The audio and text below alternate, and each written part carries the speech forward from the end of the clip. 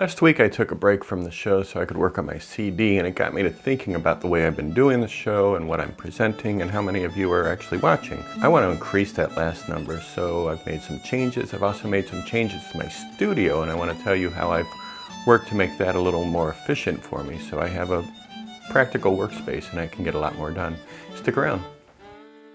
Welcome to Charlie's Open Mic. My name is Charlie Mosbrook. So last week I took the week off from the show. I did that so I could work on my CD, and I had a lot of meetings. I've been very busy lately, and I just frankly haven't had time to do everything I need to do.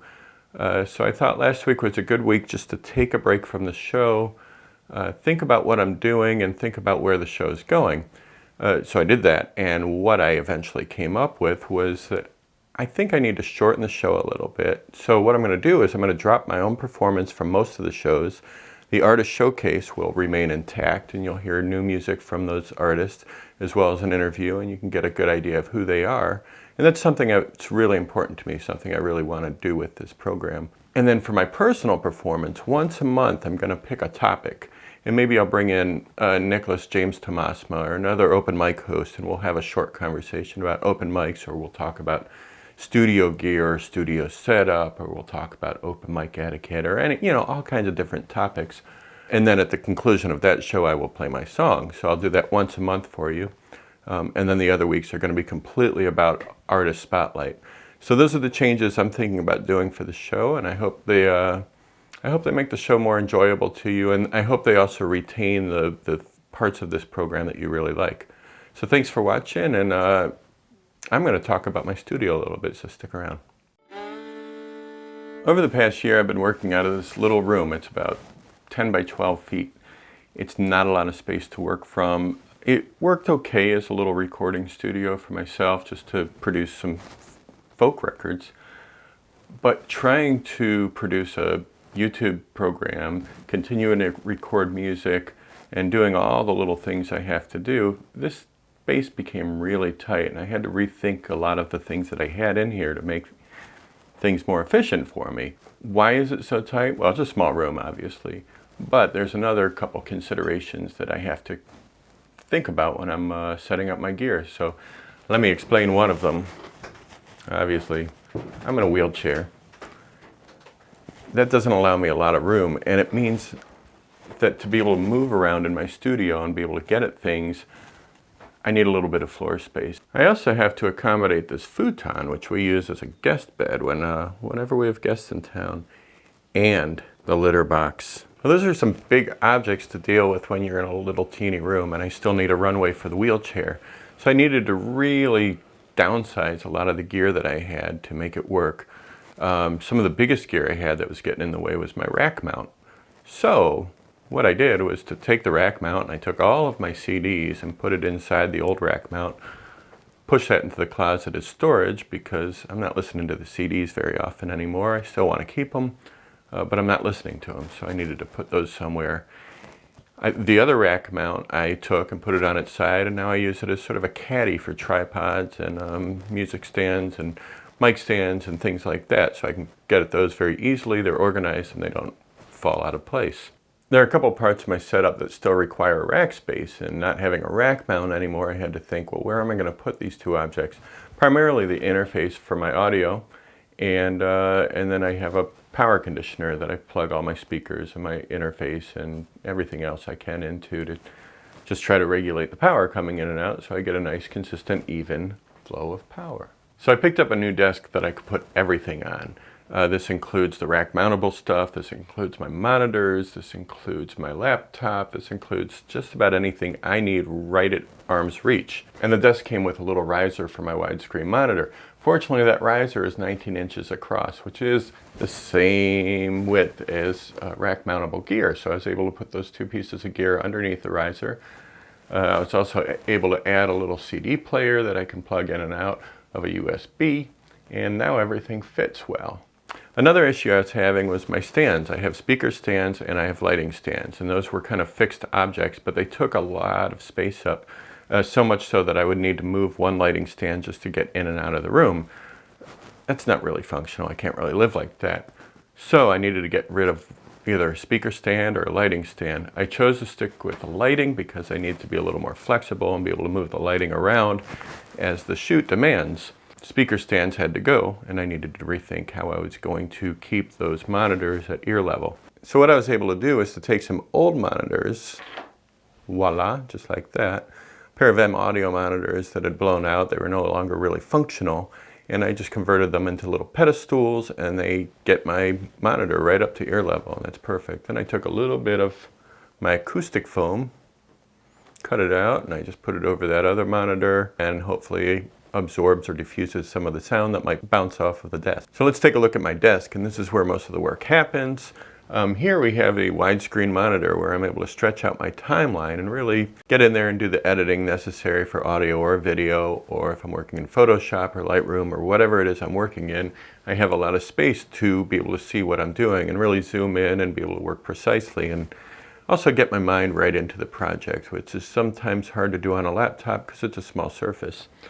Speaking of laptops, here we have the laptop. When I'm working in audio, I like to have my mixing console directly on the laptop so I can see everything that's happening. I can see where the faders are at. I can quickly check on my sends and my inserts and my routing and my gain structure and everything else that's important to me while I'm setting up a track in the audio area and as I'm mixing everything down. Now if I back up a little bit, you'll see I also have an iPad here, and the iPad has a remote control. I can also access all of my edit features within this remote control. So it's very useful, it's very helpful, just sitting on my desk and acting as something that I can just reach out and touch and move around like a BRC, which is what we used to call the big remote control in the real studios. In addition to that, because I have such limited desk space available to me, and I don't really find a trackpad on a laptop to be a very functional instrument to move around within your software. Navigation's pretty important. I got a trackball, and the reason I really like the trackball is because it remains stationary on the desk, and I can pinpoint things very easily, and it's a good editing tool. I can get a lot done with the trackball, and it takes up no space because I don't have to move it back and forth. I know it's just a couple inches. You know, you've got your mouse pad, and then the trackball is only this big. That difference makes a lot of difference to me, so I really like having the trackball. Behind that, I have a headphone amp, and I've got that plugged into a pair of headphones. I also have a little rack where I have some more headphones. So if I ever have anybody in here and we all need to be on headphones for something, I can distribute the headphones to everybody. I can also run a snake out to other parts of the apartment and put performers in other places. And having the ability to distribute the headphones to a variety of people is helpful. I don't do that often, and these days I don't do that ever because nobody's coming in and out of my house. Now if I pull the laptop down, you will see some more things happening. I explained to you the way this rack mount has been replaced with just this little riser. It's 19 inches across, and you can see the Furman power conditioner, and then right behind that I have my Tascam audio interface. I don't know if it's the best audio interface in the world, but it provides what I need it to do, so I'm happy with it. And then underneath here I have some hard drives. I have all kinds of things connected to the laptop that allow me for more storage, in addition to a little DVD, which I can plug in via USB.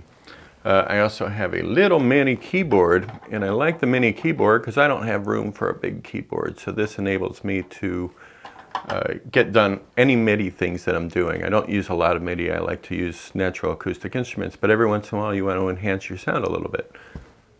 This helps me to do that. And of course I need a suitable place to put my coffee in hopes that I don't spill it and ruin any of the gear that I have. Now, having gotten rid of that rack mount opened up a lot of space where I have room for an instrument, I have room for CDs, I have a little shelving unit where I can get a lot of things within arm's reach, and I can actually reach them because I don't have to climb over that rack mount any longer. And just above the desk I have a pair of these lighting units. They're just Viltrox LED panels, relatively cheap. They're very simple to set up. And then I put these cheap soft boxes on them, and they do exactly what I need them to do. It's very helpful. And then this little mechanism is a microphone which sits right over my head in the shot. You can't see it in the shot if I do it right. And that enhances my audio, and I'm not using it today. I'm using a little lavalier microphone so I can move around during this shoot. And back here I've set up a little bit of storage. I've got a secondary audio interface, so if I'm doing a shoot in another part of the apartment or if I'm doing live streaming, it's a little GoPro. If I can ever get out of here and travel around the country, we'll be doing GoPros through the train stations. Stick around for that. I have a base. I've got a bunch of microphones and some camera lenses and some extra lighting, cables, and I've got clamp lights. And those clamp lights are really useful to me because I put a couple of smart lights in those and I can change the color of the room at will. And then back there is a drawer that I pulled out of my rack mount. I put guitar strings and shakers and all kinds of weird little things in there. So having spent 30 years doing a lot of home recording and a lot of home production, it's really nice for me to be able to downsize and get rid of all the mixing consoles and the rack mounts and all the extraneous gear that just sort of took up space in my studio. I'm really happy to be able to work in a much more functional environment, and hopefully it helps me to produce a better program for you with a clearer mind, because I'm not trying to make my way through a bunch of cables and all kinds of boxes and stuff. We'll see. Anyway, if you got questions, ask me down below in the comments. There's a great tool that you can use to talk to me, and I'd appreciate hearing from you. So thanks for watching Charlie's Open Mic this week, and thank you for tagging along on my little virtual tour of my studio. I hope you enjoy the changes I'm making to the show. I hope it helps you to engage with what we're doing in a more meaningful way. I hope it brings more viewers to the program so that we can showcase these artists to a much bigger audience. I have a lot of hopes, and that's where we're at. By the way, speaking of hope, I got my vaccine last week, and I'm hoping that we're going to be able to have a real open mic sometime in the future. Anyway, thanks for watching. We'll see you next time.